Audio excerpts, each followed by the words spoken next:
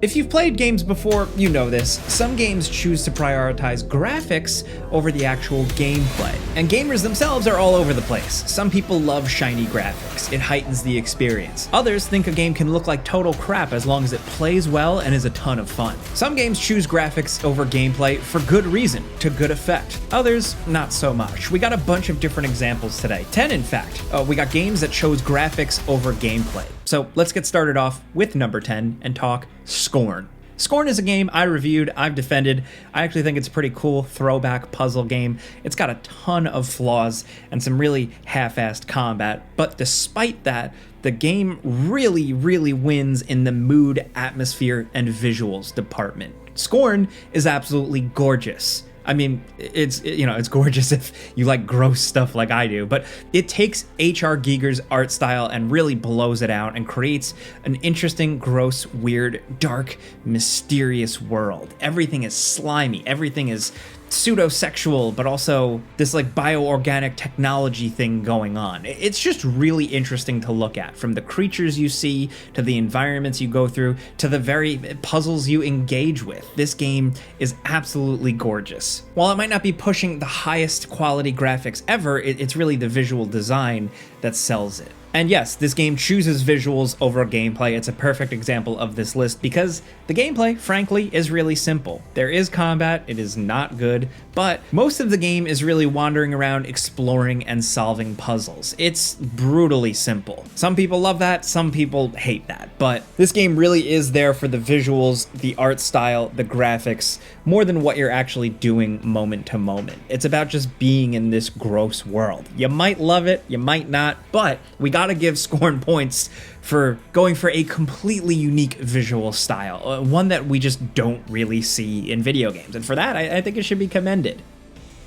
Next, over at number 9, we have the Callisto Protocol. The Callisto Protocol was a game made from some of the people behind the original Dead Space. This thing was kind of like the spiritual successor to Dead Space in a lot of ways. A simple, brutal, third-person sci-fi horror game, and no bones about it, the Callisto Protocol is absolutely gorgeous. I mean, look at this on screen here. The game has a photo mode that really lets you go in depth and see everything. The sweat and detail and pores on the main character's face, the reflection of the visor, the detail in the spacesuits, the goriness and drippiness of the terrifying enemies, sparks, fire, dark corridors. This game really has everything, and I think the visuals are out of this world. They still really hold up now.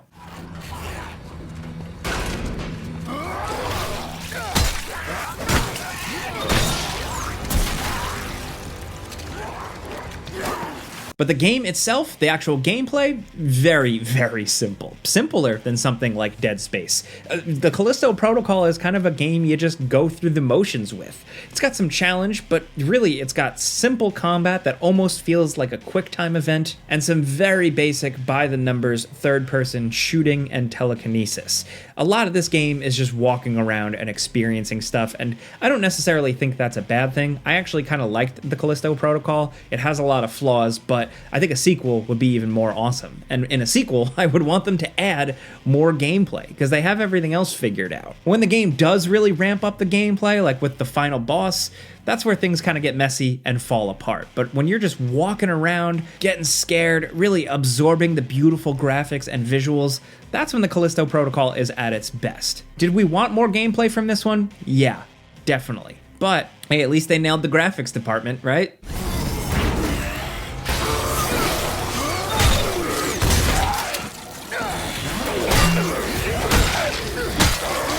Next, over at number 8, we have The Order 1886. The Order 1886 actually has some decent gameplay. It's third-person shooting, cover-based mechanics with some creative kind of steampunk-style weaponry. Some weapons with uses that make you think outside the box with how you use them. But the unfortunate thing is that there just wasn't enough of it. The Order 1886 was a painfully short game to play through. A lot of the focus, clearly, was on the visuals. Look at this game. This game is from 2015, and it still looks better than a lot of games today. I mean, I know it's technically a lower resolution, but still, Look at this thing. The atmospheric effects, the fog, the details on the character, the weight of the clothing, the way it moves, the detailed environments. The Order 1886 is still gorgeous to this day. The problem is that it's simple and there's not enough game there. Just as the game starts to get really exciting, it ends. It feels kind of cut short. We wanted to spend so much more time in this beautiful world, thanks to the graphics more than anything. This game got ripped on when it released, and obviously for good reason. It was a full-priced game that was painfully short. But when you play this game years later, maybe you get it on sale for 10 or 20 bucks, man, it's awesome. It just clearly prioritized graphics and just like the cinematic stuff over the actual gameplay. Next, over at number 7, we have The Quarry, a horror game from Supermassive Games, the people behind the excellent Until Dawn. But today we're going to talk about The Quarry because this one doesn't really get a lot of love, but it really embraces the campy aspect of horror, like the teen camping in the woods horror trope. The Quarry just really goes for it. And this is a good example, I think, of graphics over gameplay. It's not necessarily every player's preference, but this is a kind of choose your own adventure style game. It's rendered in video game graphics, and mostly you're just walking around, engaging in QuickTime events, and making decisions. That gameplay, to me, is engaging enough. For some, it's not, but really, the real kicker here is the visuals. This game nails light and darkness, spooky woods, haunted cabins, moonlit camping trails, gore, characters with gorgeous detailed faces. All that stuff is firing on all cylinders here. They're knocking it out of the park and really maximized what they got out of Unreal Engine 4. Is it Supermassive's best game? I don't know for sure, but it's definitely their most gorgeous. Next, over at number 6, we have the recent Senua Saga, Hellblade 2. Now, I love the original Hellblade, but this one, to me, didn't quite reach the heights of the original. Both are very simple games, but Hellblade 2, there isn't a lot of gameplay. Clearly here, this game is absolutely gorgeous. The environments, inspired by real-world Iceland, are beautifully rendered and detailed with, I think, like photogrammetry technology and stuff. The character, Senua herself, and the enemies she fights all look realistic, emotive, striking. But frankly, the gameplay, you're not really doing much. You're kind of walking around, you solve a few puzzles, you engage in a little bit of combat, and it's kind of like it can play itself.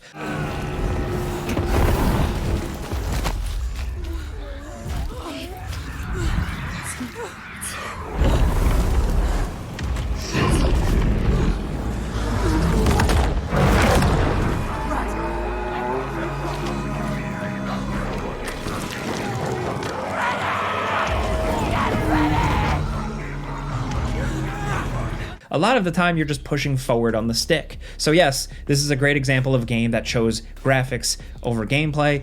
Maybe not to the best effect. You know, the jury's out. Everybody makes up their own mind on this stuff. But when you are getting in a good fight and characters are jumping around and scenes are transitioning and you see these gorgeous, realistic animations, the graphics can be incredible. Unfortunately, the gameplay really just doesn't quite hook you.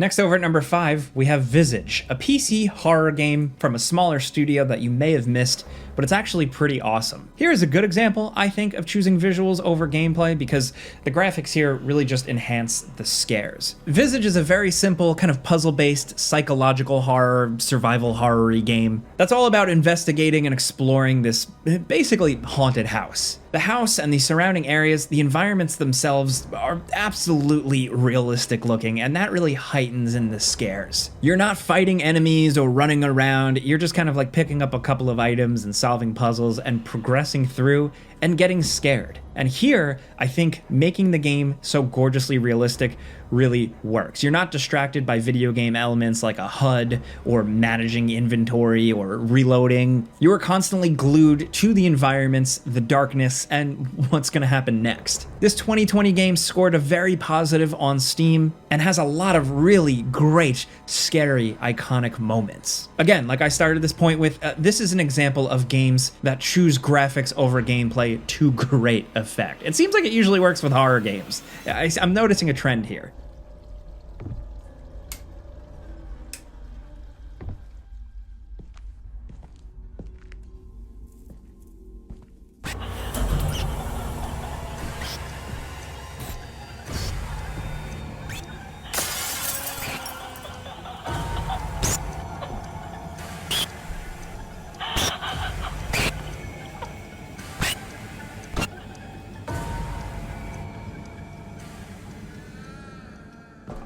Next down at number 4, we have Detroit Become Human, the most recent game from Quantic Dream, the people behind Fahrenheit, aka Indigo Prophecy, Heavy Rain, and a few others. They are centered around telling a cinematic story that is also a video game. And with their most recent one, Detroit Become Human, I think it's probably the least playable out of all of their games. They've experimented with gameplay styles in the past, but Detroit Become Human is very much a walk around, talk to people, make decisions, and see cutscenes type of game. You either love that or hate that, but Detroit Become Human tells a pretty broad story and gives you decisions that really alter things. Either way, whether you like playing that or not, the game is absolutely gorgeous. Connor, Kara, Marcus, the main cast, even though a lot of these people are androids, they look eerily lifelike. They do a really good job rendering characters' faces here, showing the emotion, but also just having some incredible lighting on these scenes. This game is really cinematic, and even though you're not playing a lot, it is thrilling to look at least we can say that. And that's the point of this list, right? Now, I don't really know where Detroit Become Human sits in Quantic Dream's catalog. Is it the best? Is it the most memorable? I don't know. For me personally, I don't know if they'll ever top Heavy Rain, but all their games are interesting. And with Detroit Become Human, at the very least, they really beefed it up in the graphics department. You're right. She's really pretty. Nice place. Guess androids haven't been a bad thing for everybody. So you're about to meet your maker, Connor. How's it feel?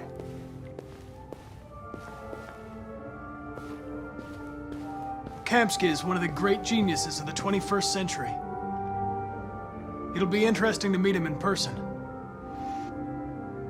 Sometimes I wish I could meet my creator face to face. I'd have a couple of things I'd want to tell him. Now, next at number 3, we have Killzone Shadowfall. Remember Killzone Shadowfall? Yeah, chances are you probably don't. Maybe even if you love Killzone. Now, I know there are some people out there that, look back fondly on this one and think it's an underrated gem, but most of us kind of found it forgettable. It was a PS4 launch title that was all about the graphics. Frankly, it didn't really feel too much like a Killzone game. Obviously, it takes place more in the future, things have changed, but the real focus was on bright and shiny and glitzy graphics. And the game was an absolute looker. Totally gorgeous. From the early moments of the game when you're flying over the city to the moment-to-moment bits, it's so gorgeous. It was a great showcase for the launch of the PS4. Sure, yeah, but they didn't really focus on really making the game very memorable. It's a pretty bog standard first-person shooter with not a lot of memorable moments or like engaging set pieces or really cool shootouts. It's really straightforward and unfortunately was very quickly forgotten for most people. It hurts for me to say this because honestly, I just want Killzone to make a comeback at this point, but maybe not quite like Killzone Shadowfall. I don't need my Killzone to look like the most realistic thing. I just need it to be awesome. Keep it low.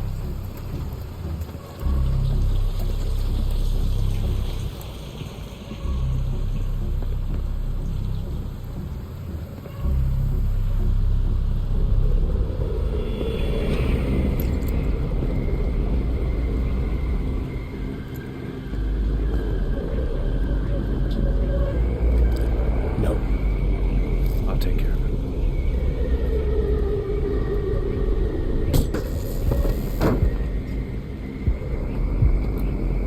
It's okay. It's just stuck. Now down at number 2, we have Anthem. Anthem was absolutely gorgeous, for a game that is maligned, completely considered by many to be like the downfall of BioWare, and yet another live service misfire going on the pile. Anthem did look pretty gorgeous. When you're flying around these beautifully designed worlds, it feels like something awesome. When you're walking around the streets in first person, even if the streets are kind of lifeless, the atmospheric effects, some of the characters you see, all look strikingly realistic.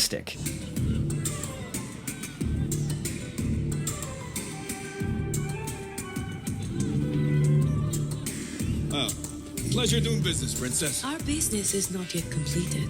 I still remember the characters and cutscenes and moments looking absolutely drop dead gorgeous, but you don't remember any of those characters. You don't really remember much from Anthem because unfortunately the game itself was undercooked. The flight, the visuals of the robot designs all looked absolutely gorgeous, but playing the game, well, there's a reason why this one didn't take off. Some of the shooting, the third-person combat elements were all right, but it wasn't enough, and mixed up with all the live service stuff and forgettable questing, it just really was a game that had good visuals and not much else. And even those visuals were kind of iffy in some spots. Owen, what are you doing? Keeping the heat up. You can't fly a suit. You'll get yourself killed. Not if I shoot them first.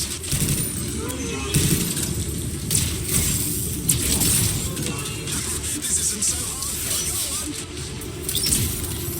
Go on. Now down at number 1, we have Godfall. This is one of the first PlayStation 5 games. This is one of the first current generation games, and damn, did it have really good visuals. This game was absolutely gorgeous. Detailed, shiny characters, colorful, bright environments. This game really felt like one of those oh wow, this is the next generation. Oh cool, I'm glad I bought this console. What it really was though was a pretty standard brawler. Ultimately, a lot of people forgot this one very quickly, but I'll defend it. I actually think it was quite a bit of fun, but they really went for graphics over gameplay because the environments felt small, and what you ended up doing was pretty simple. The combat was awesome, but that was really about it. Godfall was very much a visual flex more than anything. Not a bad game by any means. It got a lot of reviews all over the place, from a couple of reviews in the 6 out of 10s, but a couple in the 8 or 9 out of 10s. Some people really love Godfall, but I think the thing that it'll be most remembered for is the graphics. And that's the point of this list, right? Games that were really graphics over gameplay in one way, shape, or form, for better or for worse. We'd love to hear your thoughts in the comments. I think this can be a really interesting conversation and possibly an ongoing series. Let us know some of your choices. If you got a top 10 or a top 5, hit us with that. But if you like this video and you just like talking games with us every single day, clicking the like button's all you gotta do. It really helps us out. And if you're new, maybe consider subscribing, hitting that notification bell, because we put out videos every single day. But as always, thanks for watching, and we'll see you guys next time.